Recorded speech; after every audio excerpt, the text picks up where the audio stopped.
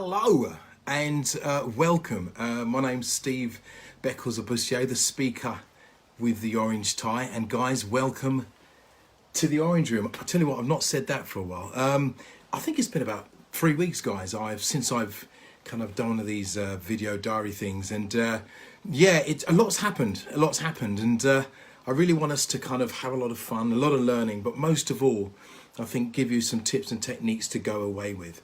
Those that don't know anything about me, I'm a motivational speaker. I go to schools, colleges and universities and companies around the UK, Europe and the States. My thing is belief systems. Beliefs determine what you gain in life. And I think it's something I'll continually talk about until my dying day. Because when you understand your belief system, you then understand why you are achieving or maybe why you're not achieving. So one of the biggest things I'm just going to be always talking about is belief systems, because beliefs do determine what you gain in life. So guys, let's get this show on the road. Wow, this is just like weird. It's been a while. You would have seen by my strap line, because you know I'm always doing my strap lines and I love my strap lines. I've got on there, the bulb comes on when requested, but there will come a time when it won't. And I'm being dramatic on purpose because I think it is actually quite serious, because this is a bulb, obviously. And this happened about 3 weeks ago in my front room. I turned the bulb on, the light on, sorry, and it just popped. So obviously I needed to replace it. But before I replaced it, I took it out and I just looked at it for a while. And I realized that really this kind of symbolizes life. And what I mean, it was just in a second. It was in a second, literally. Dropped the switch, just went, and it was gone. And this post isn't a sad post or anything about being negative, but I just want you to start realizing that life is really short. I think I put in there that Nida Cobain said that life is short and death is long. And so with my strap line, what I'd like to do is extrapolate it a little bit. I said that when it comes to turning on the light comes on, but now's the time to act. And I'm going to use A.C.T for giving you some tips and techniques to do something. Now, I've been very blessed to be working for the past week here and there, and one of the things I've come across quite regularly when I have been out and about is just that general, well, Steve, I just don't know what to do, because everything is so unpredictable. As you're probably aware, it's moved now down from 30 people gathering together to 6. I mean, what happened there? I thought we were coming out of it. So there's a lot going on. However, you can't control what's going on out there, but you can control what's going on in here. So what I'm going to try to do is give you some tips and techniques to think about acting. A.C.T. Act. A.C.T. Now, before I do, I want to pose a question, because I did this morning. I had a Zoom call to a school, and I was talking to some teachers, and I asked one of the teachers what this was, right? And if I asked you what this was, you'd say, Steve, are you insane? You know this is an orange. But I'm going to ask you a question. How do you know it's an orange? All right. Now, I asked this question to the teacher, and the response came back straight away. Of course it's an orange. It looks like one. No, it doesn't. And this is really important about belief systems and what are holding us back. I said, how do you know it's an orange? And you can tell she was actually getting quite annoyed about this, because she said, look, it is an orange. Look, it's round. I said, no. You only know this is an orange because you've been told it's an orange. And at that point, you could tell she was just going to disengage with the conversation, because she just thought I was going crazy. But I said, no, let me finish. I said, you know this is an orange because you've been told it's an orange. Guys, your formative years between 0 and 7. Okay, my daughter's 7. Her beliefs and values are built at that age. Now, I'm not saying you can't change your beliefs and values, but let me just put it this way. It's set up to 7 years of age. Now, she's learned that this is an orange, that teacher. If I called this a banana, I said to her, could I eat it the same way? Would it taste any differently? She said, well, no, of course not. I said, that's the point I'm trying to make to you. You know this is an orange because you've been told it's an orange. At this stage, you can tell she was definitely going to switch off the camera. But I said, no, don't do it. Let me explain. You know what this is because it's a label. And it makes life easy for all of us. True? If I went to a fruit and veg place and I said I'll have those apples, those strawberries, and I'll have that banana pointing at the orange, the guy would think I'm insane. Why? Because he's been conditioned to know this is an orange. Let me just explain what I'm saying. You know this is an orange because it makes life easy for all of us. True? It's a label. Here's a question I'm going to give to you. What label have you been given by the people to make life easy for them? So you know this is an orange because you've grown up being told it's an orange. But what have you been grown up and been told about your ability? About you setting up your own business? About you being able to create a product out of nothing? About you creating your own website? What have you been told about it? Because if you've been given a label which doesn't help your cause, believe you me, you're going to believe it. Because if you try and tell anyone this is a banana now, you're going to have a real problem. Because everyone is conforming to a belief system. Now, I'm not going to get into the coronavirus and there's loads of stuff going on. But what I'm going to say is that if you're told something enough times, it becomes the truth. And I think it was Stalin, Joseph Stalin, who said that.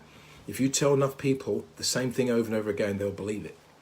So what I'm going to ask you, before I kind of do the session, is I'm going to ask you, what do you believe about yourself? And where did you get that belief from, if it's a negative one?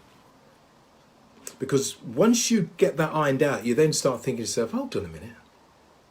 I've always been told I'm no good at business, but who's told me? You've probably been told by people that are not in business. Do you see? This is really important. So let's now talk about ACT, okay? So we're going A.C.T. We're going to look into how I can get you to not just so much take action, but really get yourself looking at where you're at and what you need to change. So A, first of all, stands for account for your accountability. That's the A. What do I mean by that? Account for your accountability. I read an article by Oprah Winfrey, it was about 4 or 5 years ago, and she said in the article that she lost a lot of weight and it wasn't down to the diet. And I thought, what's she talking about? Of course it was down to the diet. She says it wasn't down to the diet. What it was down to was the people around that she was accountable to. So every 2 weeks, they would all stand in front of the scale, yeah? And it will come up across the screen how much she weighed. She said in the article that it was so important for her to lose weight because she was aware of her accountability of people around us. I think often this is why we do put on weight, because often we're around people that don't make a big deal of it. Does that make sense? So accountability is so important. And what I always recommend is to get people that are going to make you accountable for your actions. Listen, when you don't do something, in your mind, subconsciously you think, leave it. Why? Because it's you. What I'm saying now is you have to be accountable to yourself. I think it was Gandhi said, the way you do anything is how you do everything. The way you do anything is how you do everything. So, what he's saying, if you're saying, leave it, I'd start the day another day or whatever, which I was guilty of in the week with my daughter, what it does, it reflects your actions. And I was really aware of that as well. The way you do anything is how you do everything. Accountability. Find someone you could be accountable to. Find someone you know is going to give you a hard time. Now that's going to be difficult because your brain doesn't want you to do that. You want to take that easy route. But for anything to change, you have to start changing the way you're doing things. Okay, the next one's really important, is to cancel your subscription to distraction. Let me say that again. Cancel your subscription to distraction.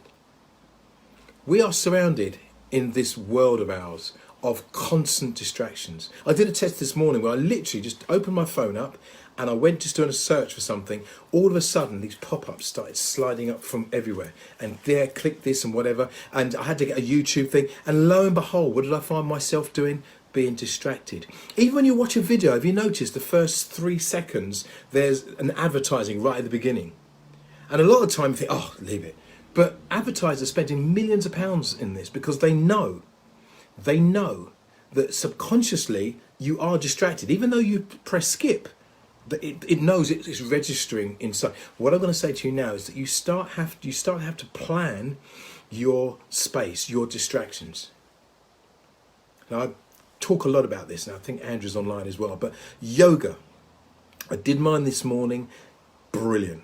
Why? Because it cuts off all of the distractions. And what I do, I tune into who I am, my physical who I am. Does that make sense?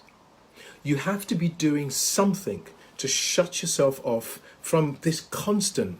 I turned the radio on about half an hour ago, and all I got was this information about what's this and what's that and how things are bad. You probably heard me say in one of my first talks that garbage in is not garbage out. Garbage in, garbage stays. Garbage doesn't go anywhere. Guys, listen carefully. Someone tells you something negative, you don't just kind of discard it and forget about it. If it's something which is quite prevalent to you or might affect you, you're thinking about it, it's mulling on your mind. That's what I'm often say to people. Do not be watching TV 10 o'clock news, because that will sit with you. Garbage in is not garbage out, garbage stays. So you have to cancel your subscription to distractions. You've got to have a plan. And I talk a lot about this, but you have to plan for tomorrow. In other words, plan your morning and saying, I am not going to be distracted. My phone's on flight mode. I'm going to read a book. You don't necessarily have to set goals. Do something that you want to do. Create your space. And what that does subconsciously, it makes you start feeling quite confident in yourself, because you start thinking, you know what, I'm going to do a bit more about myself. This is important. So guys, try to realize you have to cancel your subscription to distractions. Last one is a very deep one, and it's T for time tunnel. What am I talking about? I'm going to ask you to imagine going to a time machine now, okay, and putting in 10 years ahead. Press the button, off you go. You then see yourself in 10 years' time. Is it a good sight? Or do you want to kind of reset it and go back? Because if you want to go back, I'm going to ask you a question. What have you got planned? What's your plan for the next 10 years? Where will you be in 10 years' time? Now, I know at this point you might be thinking, Steve, I'm just trying to get through the day. I get that. But you still have to have a focus, a distance focus, because it then gives you the momentum to want to do something, to want to aim for something. What's your plan for the next 10 years? Where will you be in 10 years' time? What do you want to be doing? And just because you're not doing it now, it doesn't mean it won't happen in 10 years' time. Who would have said 6 months ago that I probably won't be sourcing for another year because of this coronavirus? Oh, well, I said, you're rubbish. What are you talking about? What could possibly happen to us for that to happen? And look what's happened. My bulb. Instant. It just happened.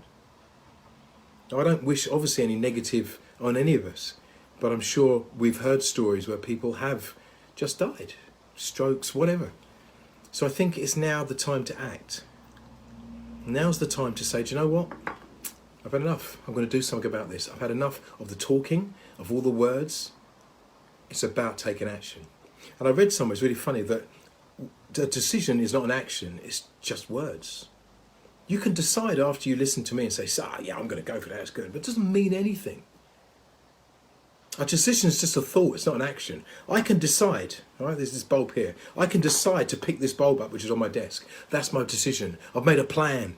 Yeah, I've set it all out, I've scaled it all out. I know I'm going to pick the bulb up, it's going to be brilliant. Listen, that means nothing until you pick the bulb up. So now, I think more than any time, is for you to start making decisions and start saying, do you know what? Things have to happen to me now. Because if it goes on, it becomes a subconscious way of being and behaving. Guys, thank you very much indeed. That was ACT. I had an amazing time. I do want to give a big shout out to Lynn D. Eldridge, American lady from New York. She interviewed me a couple of nights ago. She is a crazy lady, but she is amazing. And she really signifies her energy to just being able to do and not ask questions. What's that saying? The best thing to do is the right thing. The next thing to do is the wrong thing. And the worst thing to do, which many of us are doing, is nothing. All right. So guys, get out there and make a difference. Thank you so much for following me and all the comments you've been putting, etc. Guys, I wish you the best of luck. And like I always finish off, guys, it's not about getting through this. It's getting from this. Learn as much as we can. Thank you very much indeed, guys, and take care.